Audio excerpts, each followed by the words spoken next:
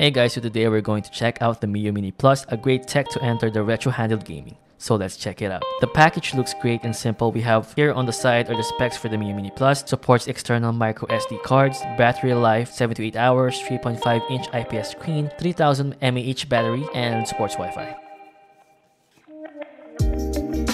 Into the box, we have a manual, the console itself, a Type-C cable which is great, a USB micro SD card reader, and a free tempered glass which is awesome. Oh, that looks hella nice. The texture of the console feels good to hold. What I got here is the retro color variant. It has 4 options to choose from, which are the black, white, purple, and the retro color. You can also buy with an SD card available or none. What I have here is the 64GB one, and I know it has tons of games installed. The buttons are clicky. I love the D-pad and the feel of it.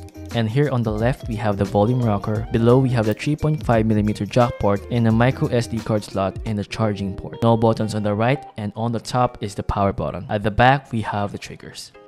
Texture is amazing, and it's really nice to hold. This is running the Onion OS and has plenty emulators inside, including NES, Game Boy Advance, SNES, PS1, and many more, and also supports RetroArch. So let's try testing out the games.